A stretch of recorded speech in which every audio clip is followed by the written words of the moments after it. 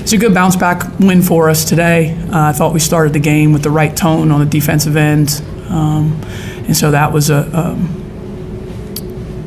was by design for us to get back to our. What if the most captivating athlete of a generation was purposefully excluded off the biggest stage in the world? It's not a lack of competence, but rather a deeply cynical rationale that might reveal the entire professional sports power structure. When the official USA Olympic roster was revealed, the world stopped and everyone's favorite name, Caitlin Clark, was noticeably missing. The official narrative that was made public was a well-packaged defense of chemistry and experience, a story of difficult but essential decisions. However, there was only the immaculate exterior. Beneath it is a poisonous mixture of purported veteran envy, a startling admission of corporate anxiety, and a disastrous business error that will be examined for decades. The most startling aspect is that the team's coach may have just acknowledged the very conspiracy that everyone feared was real in a last-ditch effort to defend the indefensible. This single roster position has sparked a tempest of controversy, demonstrating that this was never simply about basketball. It was a struggle for the very essence of the sport.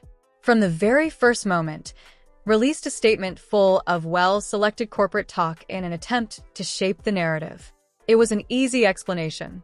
Long-term chemistry and veteran leadership were given top priority by the selecting committee, which was made up of seasoned basketball experts. They cited a list of WNBA greats, including Diana Taurasi, Brittany Gurrier, Breanna Stewart, and A.J. Wilson. The claim was that these athletes had been recycling through the American basketball system for years, if not decades. Prior to Paris, they had participated in obscure international competitions, attended the demanding preparation camps, and developed an on-court synergy that was impossible to duplicate in a few short weeks of practice. They underlined that the Olympics are a different animal, a harsh single-elimination competition where one mistake might result in losing a medal. No matter how bright her star shines, they contended that an established commodity is always a safer option than a brilliant novice in this high-pressure situation. Despite her incredible potential, Clark had missed an important training camp because of her commitments to the NCAA Final Four. It sounded like a viewpoint that might be justified on paper. They didn't claim she wasn't competent. She wasn't the proper fit at this time, they said. To put an end to any imminent dispute, it was a classic establishment tactic, an appeal to tradition and procedure. However, Caitlin Clark isn't a typical player, and this wasn't your typical argument. In just a few minutes, their meticulously constructed wall of logic collapsed. Not only was the official explanation questioned, a tidal wave of public and media indignation completely destroyed it. There was no gradual burn to the backlash. It was an immediate explosion that went beyond the realm of athletics. The most well-known voices on ESPN, from Pat McAfee to Stephen A. Smith, devoted entire episodes to criticizing the choice as an act of extreme foolishness, as well as a mistake. Smith declared that the Olympics are a television program based on celebrity power and called it one of the most foolish marketing blunders in sports history. Their biggest star had just been voluntarily benched by him and them. Every debate show, every sports talk radio station, and even mainstream news were consumed by the discussion. Social media sites like TikTok and X completely collapsed. Millions of admirers shared jokes, critical analyses, and angry outbursts condemning the committee of being archaic and hopelessly out of touch with the modern world, making the matter a global sensation for days. A straightforward, indisputable fact was the catalyst for the fury. The enormous surge in women's basketball ratings was all Caitlin Clark's fault. Her followers had followed her to the WNBA and were prepared to accompany her to Paris, even though many of them were new to the sport. It felt like a personal slap in the face to deny them the chance. It was an amazing display of her strength, but demonstrating that she was more than just a member of the basketball community. The establishment had just admitted in public that they couldn't deal with the gravitational pull she had produced. However, that wasn't the entire tale. A far darker and more subtle narrative started to emerge when the public-facing justification was destroyed. One that blamed the locker room rather than the committee room. The murmurs turned into a roar. Were the seasoned veterans of the league intentionally sabotaging this? Old quotations with fresh, damaging context were uncovered and disseminated. The most well-known came from the renowned Diana Taurasi, who had warned Clark that reality was approaching even though she had never played a professional game before. The quote was now seen through a more cynical perspective, even though Taurasi later maintained that her remarks were about the overall difficulty of moving to the pros. It was regarded as the opening volley in a conflict between generations. The old guard's warning that the newcomer would not be greeted warmly. People suggested it was more than simply tough defense by pointing to the violent physical play Clark was subjected to every night in the WNBA, such as Kennedy Carter's notorious blindside shoulder check. To put her in her proper position, a concerted effort was made. The idea was that a 22-year-old rookie would not be ready to take over the Olympic spotlight from the seasoned players on Team USA, who had battled for years for every bit of media attention. They didn't want Caitlin Clark to be the center of attention in every interview and on camera during the Paris Games. It was a story of vanity, pride, and gatekeeping, implying that the team's esteemed veterans would prefer to win gold in relative obscurity than take the stage with the new supernova of the sport. This notion suggested that Team USA's DMN machine was being poisoned from within, turning the story from a straightforward personnel decision into a compelling drama of internal politics and professional envy. And everyone would be shocked by what transpired next. Insider information started to surface from people close to the selection process, just when everyone thought this was a tale of small-time competition. And they disclosed an even more startling explanation.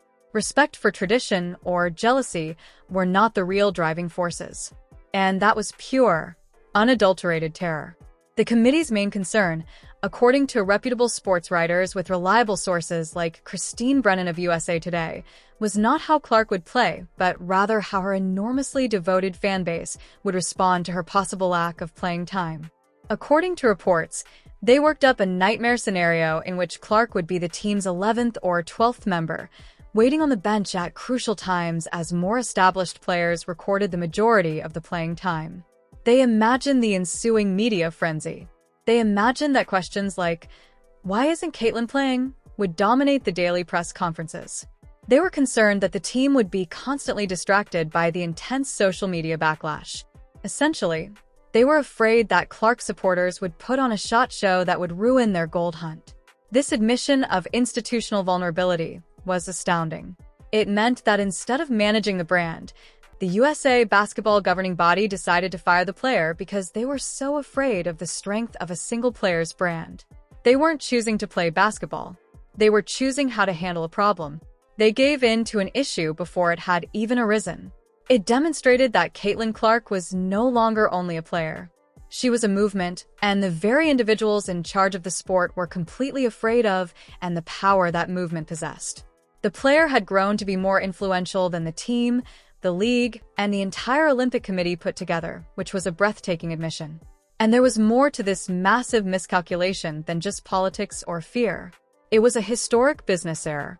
Millions will be spent on a self-inflicted wound. There is truth to the Caitlin Clark effect. It is an economic phenomenon that can be measured. Her final college game attracted an astounding 18.7 million viewers, surpassing both the World Series and any NBA Finals game since 2017. The Indiana Fever, a team that had languished in obscurity, quickly rose to prominence in the league when she joined them. Her presence is largely responsible for the over 100% increase in WNBA viewership on national networks. In order to accommodate the unheard-of demand for tickets, teams that formerly played in half-empty arenas were suddenly transferring their games against the Fever to enormous 20,000-seat NBA stadiums. When her number 22 jersey was released, it sold more than NFL and NBA stars, making it the best-selling jersey of any athlete in any sport worldwide. She was a one-woman economic stimulus package. The Olympic Games, while a big event, had been battling falling viewership for years. They had been delivered on a silver platter, the single most engaging, marketable, and culturally relevant athlete in America, and they urged her to stay home. Business analysts instantly anticipated that this option would cost the broadcast partner, NBC, tens of millions of dollars in missed advertising income. Casual sports enthusiasts, the very population the Olympics need to survive, would have tuned in by the millions just to witness her play.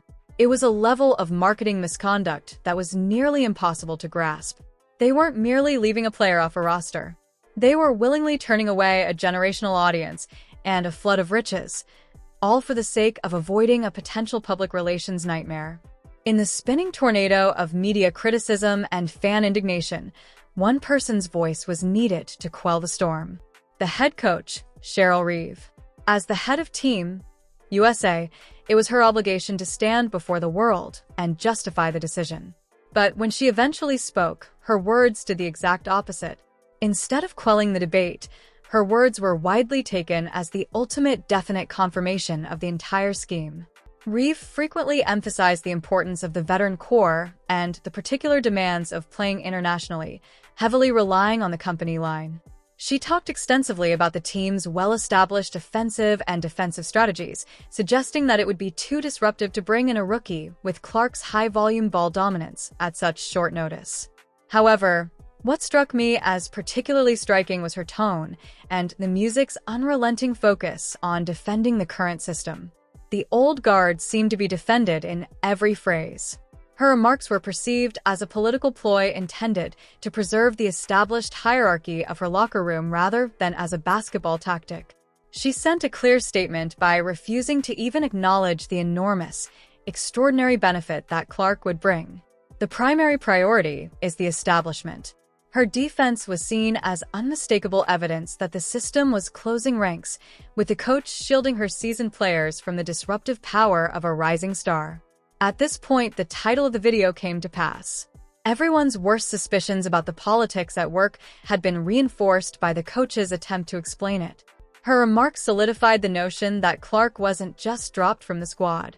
An organization that was afraid of her influence was pushing her away. The gentleman in the middle of the fire remained incredibly composed as the entire sports world caught fire. Caitlin Clark's response to the inevitable question of how she felt about the rejection was a masterclass in elegance and diplomacy. There was not a trace of disappointment, resentment, or wrath. She only said that she wasn't let down and that she knew she had something to strive for in the future. She declared that the women who made up the team were the best athletes on the planet and promised to be their biggest supporter from home. It was almost startling how professional and mature her reaction was. It eliminated the committee's alleged concern that she would start a media circus on its own. In the face of the greatest professional insult of her life, she displayed more poise and dignity than anyone else in the whole affair. Her elegant reply was a brilliant strategic move. She appeared to be the only mature person in the room, and the decision-makers seemed even more naive and suspicious. Her millions of followers were fighting for her, so she didn't need to. She further solidified her reputation as a person whose influence extends beyond the court by winning the war of public opinion without ever firing a shot by choosing the high road. In the end, the Great Olympic Snub of 2024 was never really about a single player or roster slot. Rather, it was a huge event that served as a mirror for the professional sports industry. The mirror was unflattering. It revealed the pervasive opposition to change within established organizations, the potent influence of seasoned politicians, and the startling extent to which corporate fear can triumph over common sense and billion-dollar economic prospects. The official justifications of chemistry and experience vanished in the face of a far more convincing narrative. A tale of a system that stayed in the shadows because it was so afraid of the light of a new star. The music of the past and the future collided, and the past decided to block the doors in this first significant conflict. It's an eerie question that lingers. In order to preserve its championship culture, did Team USA make a disciplined decision? Or did it engage in an unacceptable act of self-destruction, stifling a revolution and making it clear to the world that it has evolved into an organization that is now formally terrified of its own future? What if the most captivating athlete of a generation was purposefully excluded off the biggest stage in the world? It's not because lacks talent, but rather for a very cynical motive that may reveal the entire professional sports power structure. When the official USA Olympic roster was revealed and Caitlin Clark, the one name everyone was expecting to see, was noticeably missing, the world froze. The official narrative that was made public was a well-packaged justification based on chemistry and experience. A story of difficult yet essential decisions. However, there was only the immaculate exterior. Beneath it is a poisonous mixture of purported veteran envy, a startling admission of corporate anxiety, and a disastrous business error that will be examined for decades. The most startling aspect is that the team's coach may have just acknowledged the very conspiracy that everyone feared was real in a last-ditch effort to defend the indefensible. This was never just about basketball, as the impact from this one roster position has turned into a firestorm. It was a struggle for the very essence of the sport. From the very first moment, released a statement full of well-selected corporate talk in an attempt to shape the narrative. It was an easy explanation. Veteran leadership and long-term synergy were given top priority by the selection committee, which was composed of seasoned basketball experts. They cited a list of WNBA greats, including Diana Taurasi, Brittany Gurrier, Breanna Stewart, Aja Wilson, and... The claim was that these athletes had been cycling through the American basketball system for years, if not decades. They had participated in obscure international competitions, attended the demanding preparation camps, and developed an on-court synergy that was impossible to duplicate in a few weeks of practice prior to Paris.